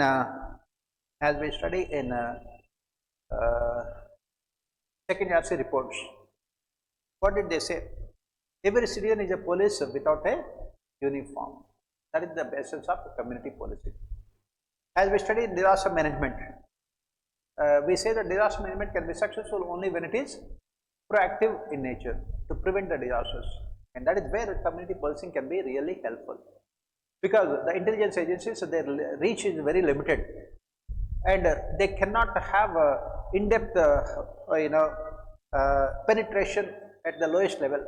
That is where community policing becomes very important to prevent these terrorist strikes. For example, recent Pahalgam attacks also, had there been an effective community policing, it could have prevented these Pahalgam attacks. It is said that terrorists from Pakistan had come and attacked, and the local people can easily identify those who are from outside. What they should have ideally done is that they should have informed the law enforcement agencies. That is what is called community policing, so that they could have prevented this kind of terror attacks. But again, the problem here is that community policing can be successful only when there is a trust between the police and the citizens. That is where the problem is. There is complete lack of trust between the police and the citizens, right? And and because of this, what happens is that there is alienation of law enforcement agencies in sensitive areas, especially in highly sensitive areas like Kashmir and northeastern states. These law enforcement agencies, people were not allowed even to enter into their areas also. Because of this, because of which community policing always becomes a major challenge, because technology can help you only to some extent. At the end of the day, at the ground level, what you require is the manual. That is what you call human intelligence at the ground level. Human intelligence at the ground level is what is needed, right? And at the end of the day, this policing can be successful only when you combine technology with human Unfortunately, in India, like with other developed countries, we are focusing more on smart policing but less on community policing. To make sure that community policing is successful, we must change the functioning of the police forces. And what is the image of the police forces all over the country? Police are considered still to be the agents of an imperial state who are there to exploit, manipulate and subjugate the interests of weaker section. And still we have so many instances of lockup deaths, torture in police stations and corruption and criminalization in police forces. And that is the reason why community policing has not been successful. You have to write all those things. Pardon? You can talk about Prakash Singh judgment. Supreme Court judgment in Prakash Singh versus Union of India should be implemented to ensure more credibility in the functioning of police forces. Many elected women representatives in local governments in India, especially from marginalized backgrounds, often struggle to govern effectively. This is what we have discussed so many times in our classes also. The question was asked last year in your polity, the same question is repeated here. Even after 30 years of implementation of 73rd Amendment, women empowerment has not been successful. That is the question they have asked last year in polity. The same question is asked now also. As I said, UPSC is just taking questions from here and there only. If you are doing polity and last PUBAD questions, you can answer all the questions, right? And as we know, what are the issues here? Amartya Sen, talks about capability approach. John Rawls talked about distributive justice. Amartya Sen has said that this distributive justice concept of John Rawls cannot be successful unless and until you create capabilities among the people to benefit out of those gains that are given by the government to them. What the government has done, the government has given reservations for women in local bodies without creating necessary capabilities. That is where it has been a failure. They did not have any capabilities. They don't have education. They don't have any social awareness. They don't have any administrative experience. They don't have any economic independence. They don't have any level playing field. On top of it, they face so many challenges. Patriarchal societies, male dominated attitudes. And what is the consequence of all these things? Ultimately, it only resulted in what we call panchayat patis, proxy rule by their male members in the family. And that is the reason why first you have to implement other reforms, provide free education, free health, and have a value-based education, ensure gender sensitivity and gender empowerment, ensure safety and security to women, and then implement all these reforms. That is what we say. Budget is the pivot around which the whole of financial administration revolves. Discuss the social, economic and political implications of the budget. If you remember, we have discussed a lot about these things in our classes in financial administration. We said that budget can be discussed from three different dimensions. First one is accounting dimension. Second one is economic dimension. Third one is political dimension. Accounting dimension is the most or least significant dimension because it gives only information about the finances of the government, the revenues and expenditure. Economic dimension provides information about allocation of financial resources to various departments, various ministries and various programs, various schemes of the government. The most important dimension is political dimension because it is this dimension that really determines the budget. But it is the most important instrument used by the political parties to win elections and to retain power also. And you can give examples of these things, so many examples. In 1970s, Indira Gandhi had come out with the slogan Garibi Hatao, and from that onwards the budgets have completely changed. Go back to 1950s itself. In 1950s, after 1955, from second 5-year plan onwards, what did the Prime Minister of India do? Jawaharlal Nehru changed completely the pattern of our development. It has shifted from agriculture to industry. Budget has given a lot of importance to industrial development, but to public sector enterprises, large scale public sector enterprises. From 1970s onwards, the focus of the budget has shifted from production to distribution. That is when Indira Gandhi started hundreds of developmental and welfare schemes. After 1991, when we opted for LPG, the focus of the budget has completely changed. On the one hand, we have seen huge amount of increase in the revenues of the government. On the other hand, we also have seen increase in the expenditures of the government. And then this is the time in 1990s we have seen political populism becoming part of political systems, political populism. Because of increase in the revenues, the governments, both central and state governments, started offering huge amount of offering huge amounts of what you call freebies to the people. In 2004, the Congress party came to power on the basis of the slogan protecting the interests of Aam Aadmi. That is when they started its rights-based approach to development. All of them were included in the budget. Right to education, right to employment, right to health, right to work, and rights of forest and the tribals. That is when the government started welfare schemes running into thousands and lakhs of crores of rupees targeting different sections. And after 2014, we have again changes.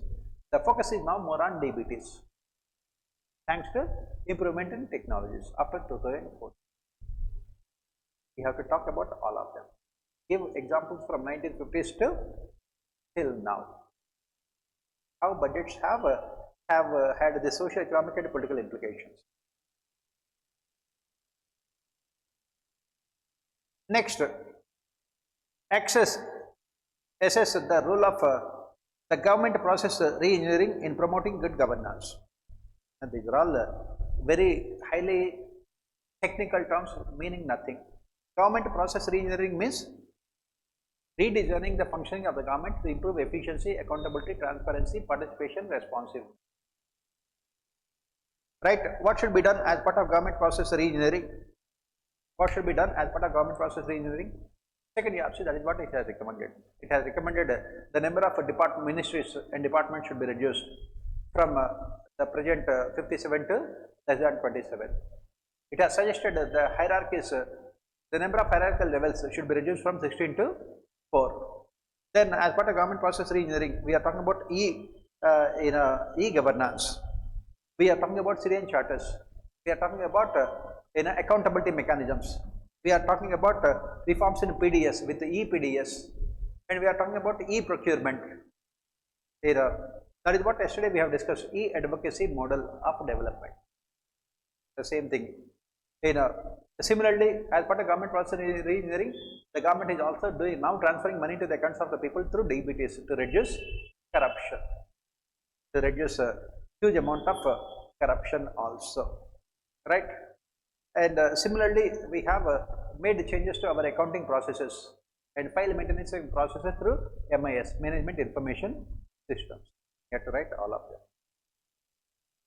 Now, as part of government process re-engineering, now we are focusing on AI, artificial intelligence. AI-based technologies are being extensively used now in the administration. They are extensively used in the administration. Next.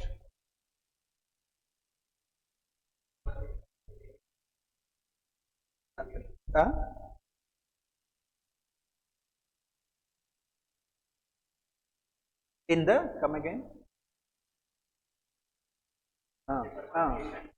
GPR, there only. Obviously, GPR is related to techniques of administrative improvement only. All these things.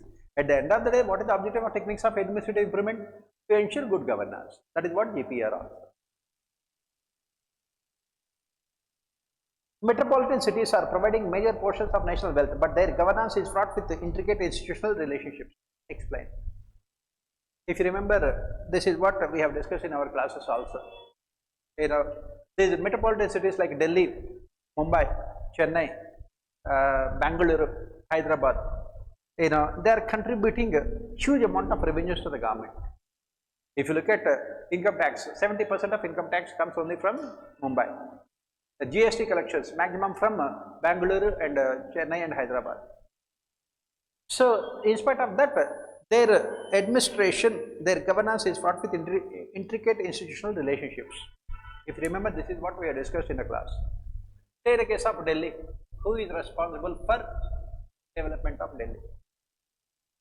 I gave you the example in the class. Who is responsible? First, Delhi is a union territory, so the union government is responsible. Right? Then, law and order, Ministry of Home Affairs. Development, Ministry of Urban Development. Right? How many institutions are responsible? Then, Delhi is a union territory, so it has lieutenant governor who has more powers than anyone else. Since Delhi also is a state, it is also a state under 69th Constitutional Amendment Act, NCT, National Capital Territory. You have Delhi Chief Minister and Council of Ministers. Then, Delhi also has municipal corporation, MCD is there. Mayor and councillors are there. MIAs are there, mayor and councillors are there. Then, Delhi has unifunctional authorities, DDA, Delhi Development Authority. This development authority and the unifunctional agencies. For example, the public work department is there. Then, this Delhi Jal Board is there for electricity. Then you have public-private partnership in Delhi. Electricity distribution, one part of Delhi Reliance, other part of Delhi Tatas. Right? Apart from that, Delhi also has resident welfare associations who are very powerful. Resident welfare associations. And then Delhi also has bureaucracy. Delhi is divided into, I think 11 districts are there. Each district has its his own deputy commissioner and also DCP also. Right? So many of them are responsible, but who is accountable? Who is accountable? If you remember, I have given these things in our class. The same question they have asked. That is where the problem is. And if you remember, I have provided the solution also. What did we say?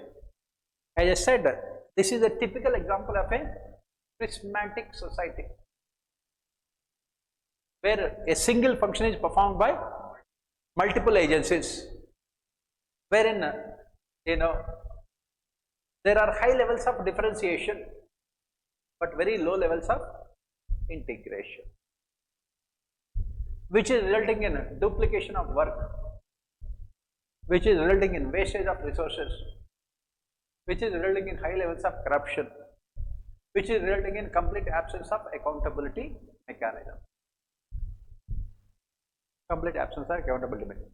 Last year, when this thing took place, unfortunate event took place in this coaching institution, everyone started blaming everyone else. Lieutenant governor blamed the chief minister. Chief minister blamed this particular department. They blamed someone else. Everyone blamed everyone else because there is no accountability. Typical prismatic society. Typical prismatic society. And what is the solution we have provided? If you remember, this is what we have said. Let all these institutions can be there, and we must shift towards American model of city administration. In the United States of America, the mayor is directly elected by the people. Mayor is directly elected by people, and all these institutions will be working under the control of the mayor. Is it possible in India? Can you imagine Delhi mayor controlling the prime minister?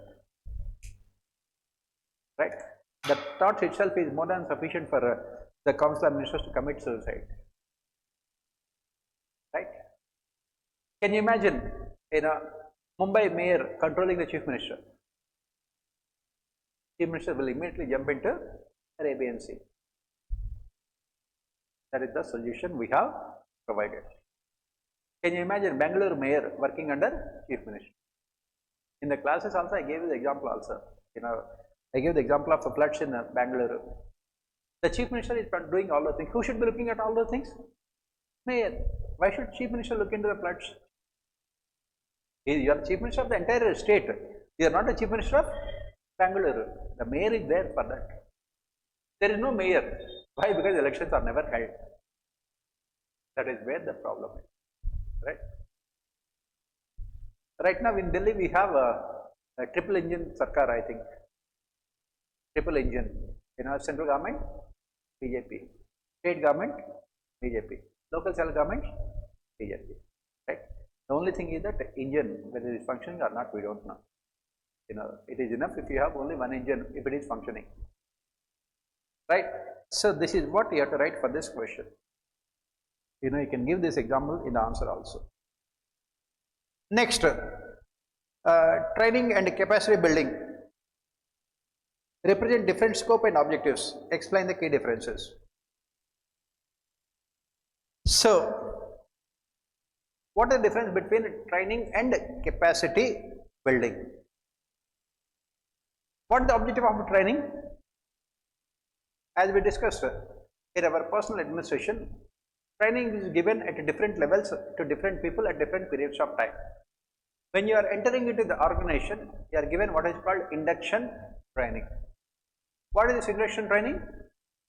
You are given training to make you familiar with organizational structure, procedures, rules, regulations, and objectives and programs, to make you familiar with all of them. Right? And the scope of training is limited to that particular activity. The scope of training. What about this capacity building? What exactly is capacity building? Capacity building is a much bigger term than training. Capacity building, focuses on so many aspects.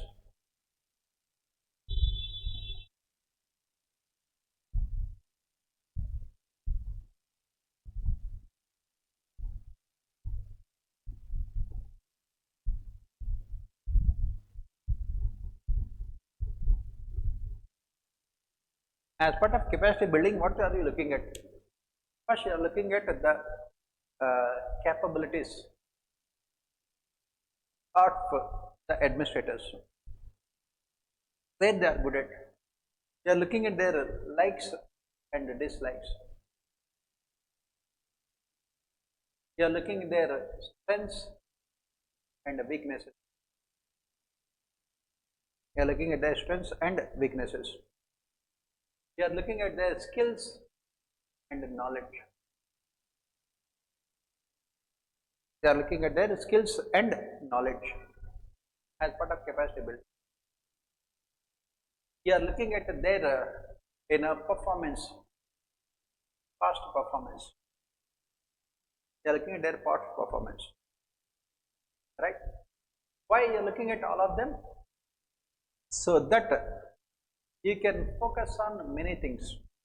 You can focus on improving their skills, expanding their scope. As part of capacity building, you have to expand the scope of the administrators, and you have to focus on inculcating right kind of attitudes. For example, citizen charters. Implementation of citizen charters require right kind of attitude, democratic attitudes and values. And you are focused as part of capacity building. They are focusing on developing their special domain knowledge, developing their special domain knowledge as part of capacity building, focusing on their special domain knowledge. And if you have to link it to paper 1 here, capacity building is what is called job enrichment. Job enrichment. Job enrichment. And again, from paper 1, in fact paper 2 only, the best example of capacity building is Whiteley Council. Whiteley Councils.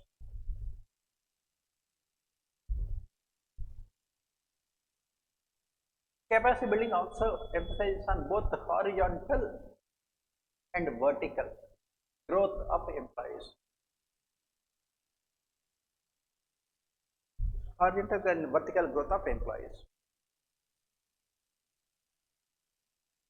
Horizontal and vertical growth of employees. Horizontal and vertical growth of employees. Next, capacity building is always linked to organizational objectives. It is always linked to organizational objectives.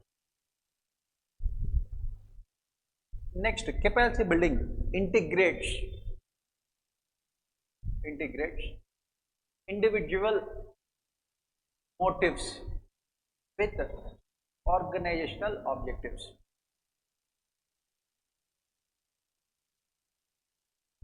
Individual motives with organizational objectives. For example, through capacity building, I will come to know that you are very much interested in agriculture. I will be giving you opportunities to develop yourself in the agriculture sector through domain expertise, so that on the one hand agriculture sector will be developed, on the other hand you will also be getting satisfaction from the job that you are performing. As we studied with, if you remember, this is what we studied with Anthony Downs. 5 different types of bureaucrats: climbers, conservers, advocates, zealots, and statesmen. Through capacity building, I will identify where you are. If you are a zealot and you are only interested in the development of agriculture sector, I will give you agriculture sector. Then you will become very well. If I give you industry sector, will you be performing well? That is what it is about capacity building. That is what is about capacity building. And that is the reason why the government of India has launched this mission Yogi. The objective is focusing on capacity building mechanism. Whereas training, as I said, is only very specific. Training is only very specific, individualistic, micro and short term, and has a very limited objectives.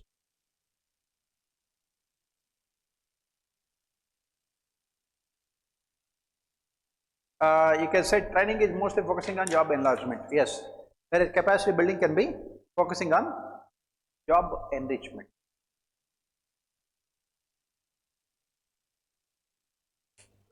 Next, proceeding to the next question, the last one. Artificial intelligence has emerged as an innovative tool in disaster management. Illustrate with examples. AI has emerged as an innovative tool in disaster management. Illustrate with examples. So this is what we say at the end of the day. When can disaster management be successful? Disaster management can be successful only when it is proactive in nature. And what are the proactive steps in disaster management? What are the proactive steps in disaster management that we have discussed? Exactly. The proactive measures in disaster management are what we call preparedness, and before that mitigation or prevention of disasters. This is where AI can play a very important, artificial can play a very important role in mitigation and preparedness, as well as mitigation and prevention, as well as preparedness. You cannot prevent natural disasters. You cannot prevent natural disasters. You can only mitigate the impact of natural disasters. That is where artificial intelligence can play a very important role. Through artificial intelligence, we can predict the weather patterns. We can predict the weather patterns. That is what we have mentioned. Yesterday also, there was a question about artificial intelligence. I have talked about those things. In paper 1 also. Take the case of Western countries. They can predict so accurately the weather forecast, especially the cloud, and then the rainfall also. They will say that the rainfall will start at this point of time.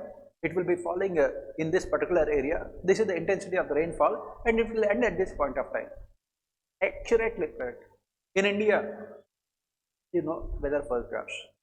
It might rain, it might not rain today. If it rains, it is good. If it does not, it is also good. If it is not raining, means there will be sunshine. That is how weather forecast.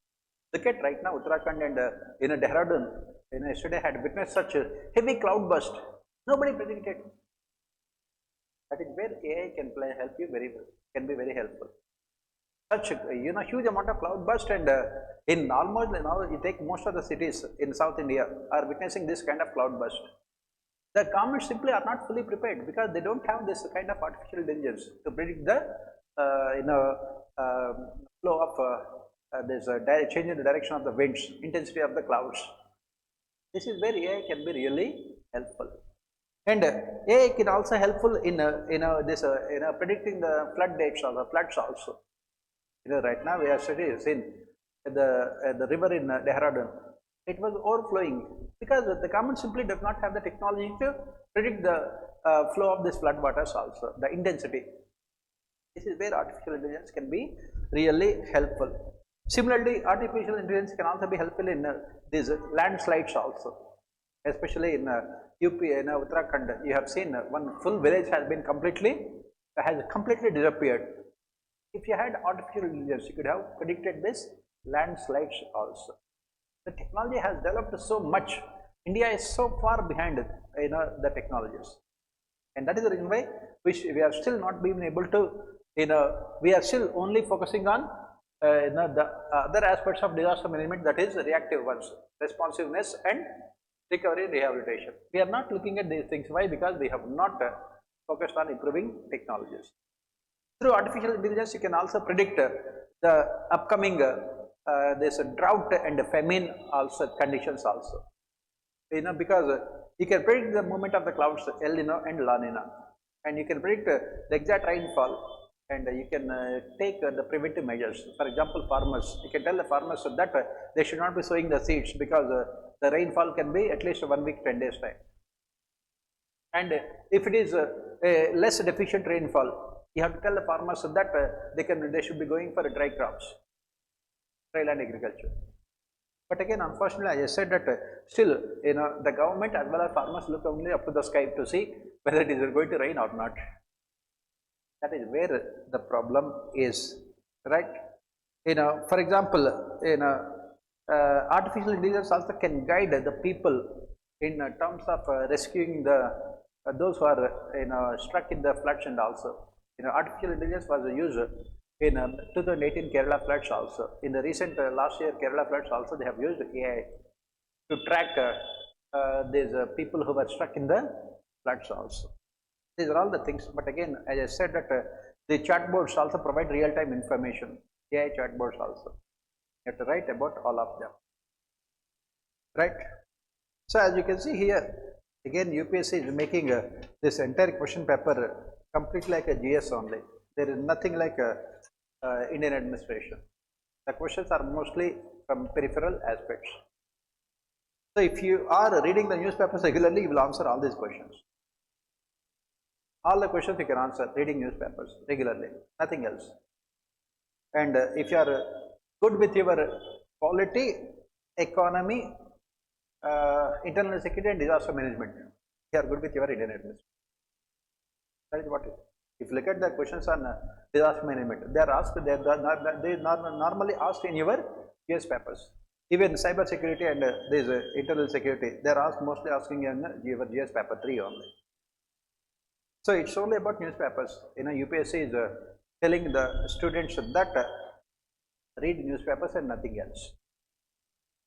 If you have time, read 2 newspapers. If you still have time, read 10 newspapers. That's what UPSC is doing, nothing else. And no other book is needed to answer any of the single question in your paper 2. Yesterday in paper 1 also, as you can see here, not even a single thinker is needed in your yesterday's entire PUBAD paper 1. I said the only thinker who was, who was important was basically MP Fale and no one else, right? So this is it. Any kind of doubts you can ask if you have any doubt, right? Okay, then best of luck.